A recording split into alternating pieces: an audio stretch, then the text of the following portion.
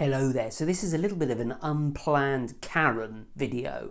I've just had my car MOT'd. In case you're not a UK person, an MOT is an annual test that your car has to pass to be able to be legally driven on the road. Well, I've just had my MOT and although this might seem a little bit of an odd thing to say now, it's passed with flying colours.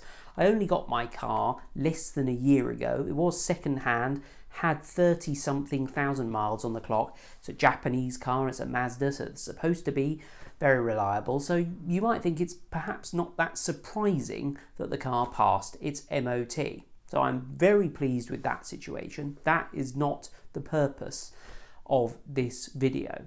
The purpose of this video is to moan a little bit about a company in the UK called Halfords, or as one of the YouTubers I watch calls it, Halfords. And I think that may prove to be actually very apt over the course of this video. So anyway, let's get on with the video.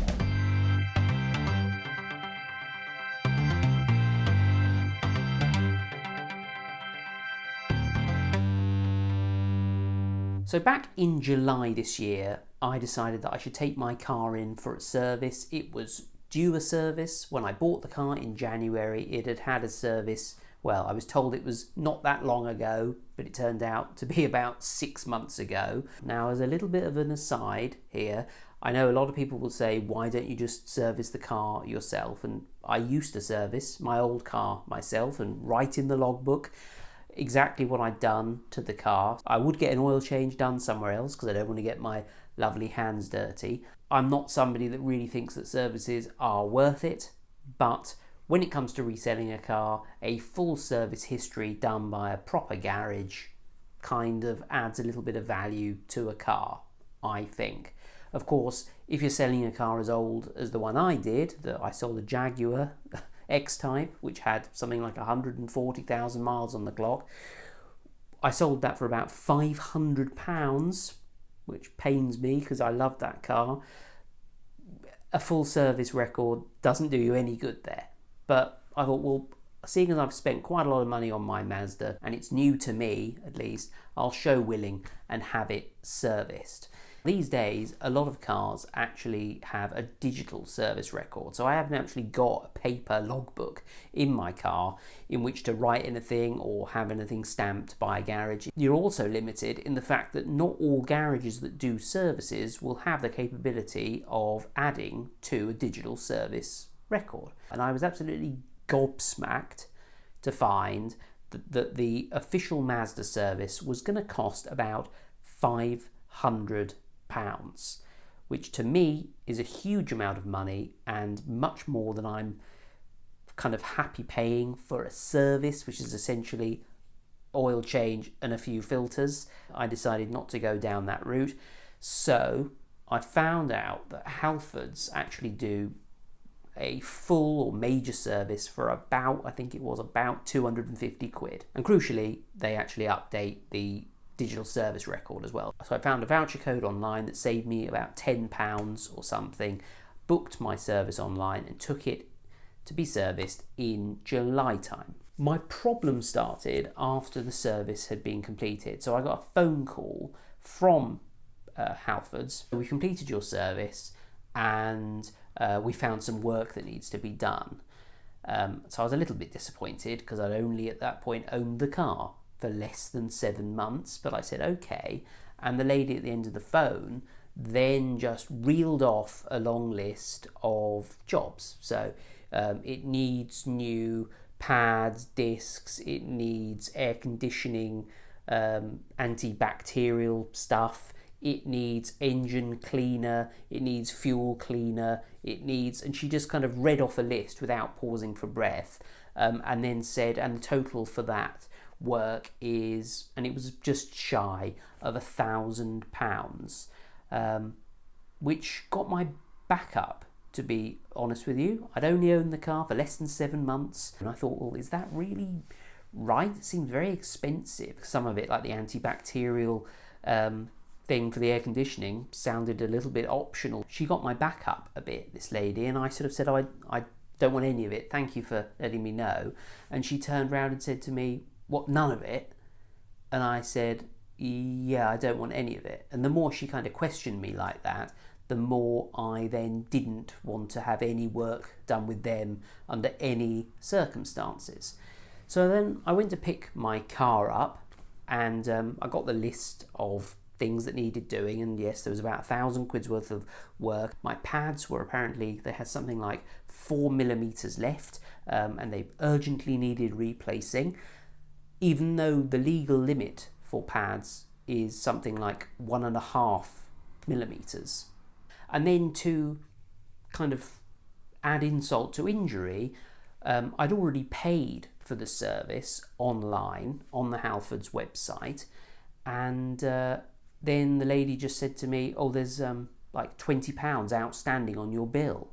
And I said, oh, I don't see how. I paid for it online. Yeah, no, there is £20 left to pay. And I said, for what? And she says, oh, I don't know. It's just there's still £20 on the bill. And I said, well, I paid for it online. How would I have been able to book the service and come here if I hadn't paid for it? Because you have to add it to your cart, check out, and pay for it to actually book it. And she kind of wasn't really that interested in that. But to her credit, she did tell me to, well, go away, give us a ring when you get home and we'll sort it out. I didn't pay the £20, incidentally, because I was just a bit annoyed at, firstly, that customer service where I was told that I needed all this work, expensive work doing urgently, and this kind of attitude when I said that I didn't want any of it doing. But that brings me on to today, when I had my MOT done. I warned my MOT centre about a month ago, before the UK lockdown, when I booked this MOT. I said, my car will need brake pads doing, because they needed doing in July. It's now early December. I would like to have them changed now. And I go to a company called STS Tyre Pros, which I found to be very fair in the past. I've been using them for probably about a decade. Obviously, different branches will vary in terms of their service, presumably, but I've had nothing but excellent service from STS Tyre Pros over the years, and that's with different people in the shops as well. Everyone they've employed that sits on the front desks dealing with your purchases or complaints or whatever, they've been first class. So I told them, yeah, my car might need new brakes. Could you do that before we have the MOT done? They refused to do that, actually. They said, we'd rather do the MOT, see what needs doing, and then do it all, so that you don't pay more labour for us to put everything back on and then take it all back off again, which, okay, I wanted a perfect MOT record. I didn't want to spoil that.